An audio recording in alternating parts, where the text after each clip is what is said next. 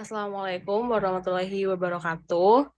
Kali ini kelompok kami akan mempresentasikan tentang sedimentation centrifuge yang disusun oleh Hanif Mulyahati 20.000-2001, Trias Pramedikawati 20.212, Anestesa Ulmona 20.236, Nabila Ramadhani 20.242. Next.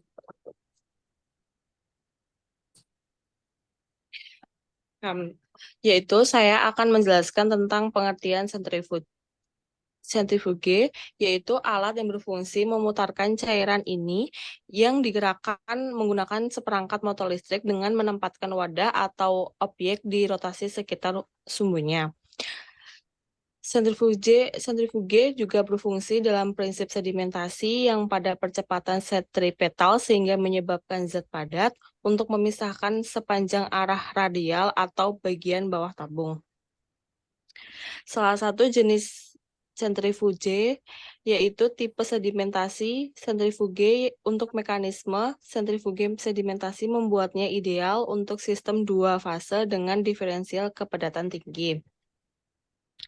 Gaya sentrifugal menyebabkan material yang lebih padat bergerak ke arah dinding mangkuk sentrifus, sementara cairan meluap dari mangkuk atau diambil oleh skimmer. Next. Selanjutnya yaitu saya akan menjelaskan tentang tipe-tipe sedimentasi sentrifuge. Yang pertama, tubular bowl, yaitu menggunakan silinder vertikal dengan slurry dimasukkan pada bagian bawah tubular bowl. Yang kedua, fase yang lebih berat akan terkonsentrasi di dinding, sedangkan fase ringan akan mengapung di bagian atas. Dua fase dipisahkan oleh baffle. Yang terakhir yaitu cairan akan keluar dari atas bowl, sedangkan padatan yang menumpuk dihilangkan secara manual. Pada tubular bowl ini cocok digunakan untuk industri pemurnian minyak dan pelumas, industri makanan, biokimia, dan farmasi. Next. Selanjutnya, tipe-tipe sedimentation centrifuge, yaitu yang pertama ada multi-chamber, dibuat dari serangkaian tubular yang diatur secara konsentris, kemudian slurry akan diumpankan ke tabung yang lebih kecil, kemudian akan berlanjut melalui tabung yang luar, yang ukurannya lebih besar, kemudian partikel padat yang mengendap di dalam tabung yang kecil, sedangkan partikel yang kecil akan mengendap ke dalam tabung berikutnya. Pada multi-chamber sendiri mempunyai 6 ruang tabung dengan kapasitas penyimpanan 0,064 meter kubik. Untuk multi-chamber sendiri cocok digunakan untuk mengklarifikasi jus buah dan juga bir. Kemudian ada pipa skimmer, yaitu dengan cara mengumpankan yang berada di dalam ujung hub. Kemudian kecepatannya akan dipercepat sebelum memasuki kolam pemisah. Padatan yang mengendap pada dinding bowl, sedangkan cairan akan meluap dari ring. Ketika lapisan padat mulai terbentuk, dengan tebal di dinding bowl, cairan supernaten akan dihilangkan dengan skimmer. Kemudian padatan akan dipotong dengan pengisi sentrifugal. Untuk pipa skimmer sendiri cocok digunakan untuk pengurasan batu bara.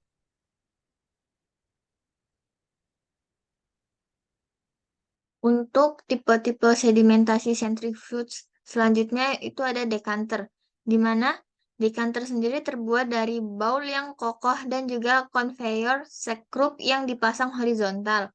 Kemudian padatan akan dikeluarkan dari kerucut yang berada di ujung. Bowl dan conveyor akan berputar ke arah yang sama, tetapi dengan kecepatan yang berbeda, sehingga menciptakan perbedaan kecepatan pemindahan benda padat, di mana decanter ini sendiri cocok digunakan untuk penghilangan zat padat di mana padatan dengan umpan yang tinggi dan juga pengurangan volume. Kemudian ada screen bowl, di mana screen bowl ini sendiri bowl padat dengan layar silinder ditambahkan ke ujung berbentuk kerucut. Screen bowl ini sendiri cocok digunakan untuk meningkatkan kekeringan cake dan juga kemurnian produk dengan kemurnian tertinggi.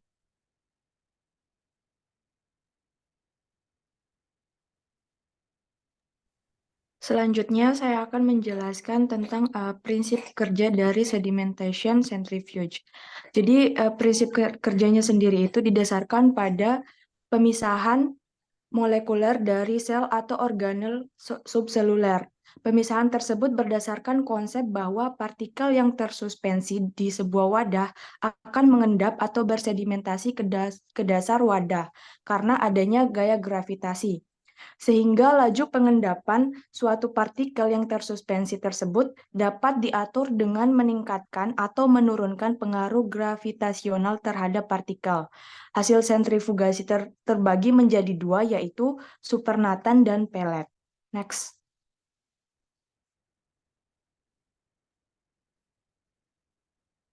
Adapun kelebihannya, yaitu komponen-komponen sentrifugasi dapat menggunakan bahan-bahan yang tidak terpakai atau rongsokan, seperti ember latex dan mangkok aluminium yang dijual murah pada tempat rongsokan.